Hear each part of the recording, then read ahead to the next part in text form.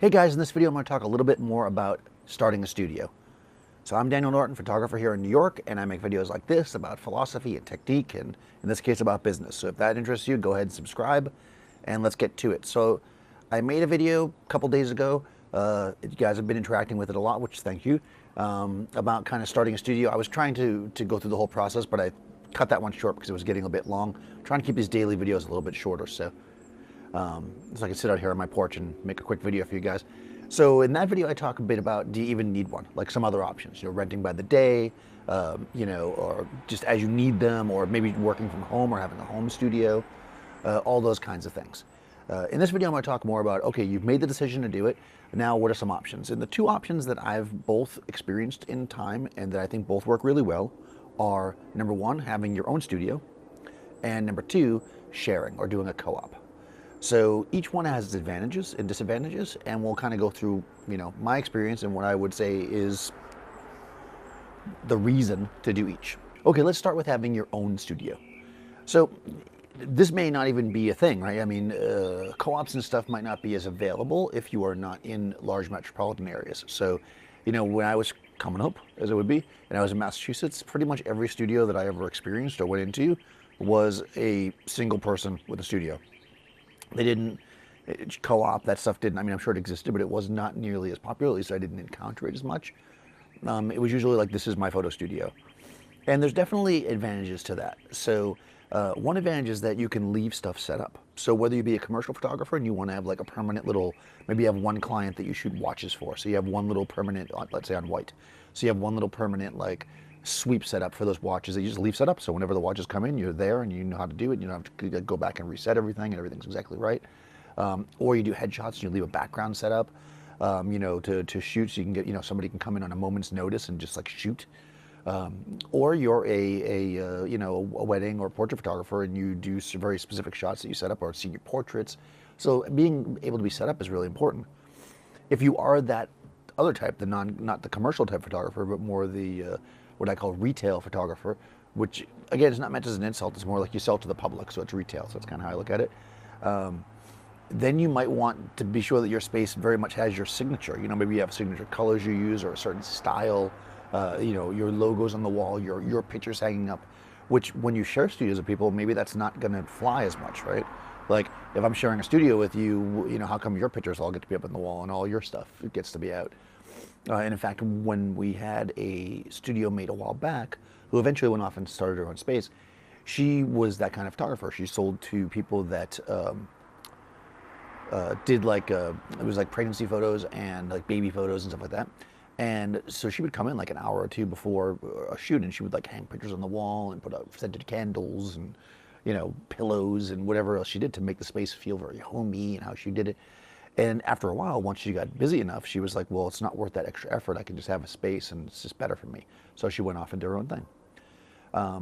So that kind of crossing things here. But so the second option, right, is your sharing space or being part of a co-op. And co-op is kind of a word people throw around a lot. I think there's a difference between sharing a space and being part of a co-op, but in general, they amount to the same thing. Essentially, you are in a space with other photographers. It's not solely your space, which is basically the situation I'm in right now.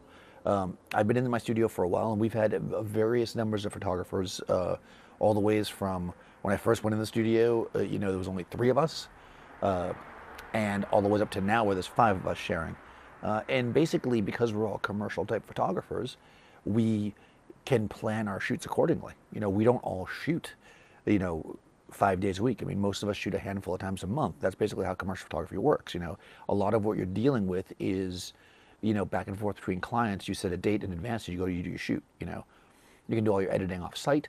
When you go to meetings and stuff, you usually go to the client's place for the meeting. So like you're not really needing the studio as much as far as like the actual space. So many photographers that do the type of work that I do, the commercial work, they share.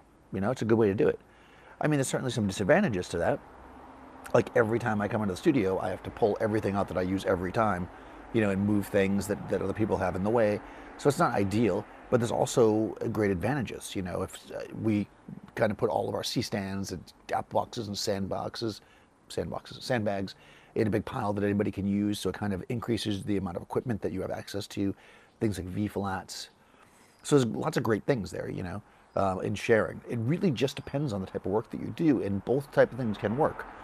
Sharing also gives you this like community of photographers that you can work with. And very specifically, I want to talk about that for a second because I did get a specific question on the other video, I guess, where they were talking about, well, sharing with somebody who, I think specifically the question was about their friend, blah, blah. It was a whole thing I'm not going to get into, but basically they were both doing the same kind of work. How can you do that? Well, you can. The perfect example is that, in my opinion, is when I very first started assisting, I worked for well, in the end, I worked for all of them. There were 4 photographers who shared a space. There was 3 offices there. One guy just left equipment there. And then there was like a shooting area. And at least 3 of those guys, had similar or the same clients at different times. And, they were good friends and they were professional about it. And I think that's what it comes down to. And like when I was first photo assisting, we would actually sometimes be bidding on similar jobs or the same jobs, and then we would assist each other if we didn't get it, because it was like, it's business. It is what it is. You can't. Obviously, there's people that are not the right people to share with in that sense. So I'll put that out there. So you have to judge that on your own. But just as in a general thing, there's no reason why you can't share a studio space with somebody that does the same kind of work as you. In fact, it probably works to your advantage because you'll have overlapping, equipment. So you can definitely do that, but it really just depends on the person you're going to share it with, which is the case no matter what business they do. I'll also say, by the way, I'll just kind of wrap up here, is that people often make comments or will send me a DM after I make a video like this, and they'll be like, you didn't talk about insurance or about licensing, and I don't talk about that stuff. And the reason why I don't talk about that is because it's different depending on where you're watching this. And I know there's people watching this all over the world, so I'm going to spend a bunch of time talking about the licensing in New York. Just go to your local, get a lawyer if you're starting a business, first of all. And it doesn't cost that much. It's a little investment up front. Get a lawyer just to make sure you're doing everything correct, and you should be good. So don't worry about any of that. I'm not going to worry about any of that. To summarize, there's lots of different ways to do it, but if you feel like you are at the point where you want to get a studio, think about, do I need my own studio, or will sharing work for me? And it might seem like most people will just immediately be like, well, sharing is definitely the best bet because it's cheaper. Yeah, but it may not work for your business type, right? So if you are actually working enough that you can afford to have your own space, it may be to your benefit. One of the early studios I had here in Manhattan, I basically was my own studio, and it was amazing. At the time I was doing primarily some editorial work and stuff that I did off-site, but it was when I very first moved to New York, I was doing a lot of shoots for modeling agencies, shoots for various actors, stuff like that needed shots, and I could literally have somebody call me, and I could be like, yeah, come in an hour, because I had it set up. Like I had backgrounds, I had one of those triple background roll things set up. I had, of course we go outside too. I had, some rolling stands with like stop boxes already on them, so it was like literally I was like ready to go at any time. And I couldn't have done that if I shared the space with somebody else, because it would have been in their way. So it can work to your advantage. It really depends on the kind of work you do. So think about if it's a worthwhile investment to have a studio, and if it is, think about, do I want to share or do I need it on my own? And hopefully you'll be able to, build your business as successfully as possible without too much expenditure, but also doing it the way that's going to be best for you. So I also get a bunch of questions about how do they know when I'm going to go live and stuff. If you guys don't follow me in other places like Facebook or Instagram, then please do, because you'll see that there. But also if you subscribe and ring the bell. Yeah, when you ring the bell, I say it every time. If you ring the bell, you should get notifications when I go live, and I will try to do it more. As you know, I am trying to post a video every day until basically we start to get back into normal society, which seems like it's going to be at least another month or so. So you'll be seeing a lot more of me, and it's getting warmer, so I'll be out on the porch more often, and you get to hear the cars go by. It's like no cars go by until I start recording, then all of a sudden every car in the world decides to drive by. It's very funny, actually. Like I literally will sit here for 3 hours without a single thing going by, and then cars will go by. I guess probably they go by because it's Sunday, now that I'm thinking about it, because that's when people are at. This area, there's a lot of hikers and stuff. Even now, because, you can keep your distance. Like I just actually saw 2 hikers go by, and they were like 20 feet apart, and they were just like, giving their distance, I guess. Anyways, that has nothing to do with studios, but go ahead and if you're still there, go ahead and subscribe, ring the bell and everything, and I'll see you tomorrow.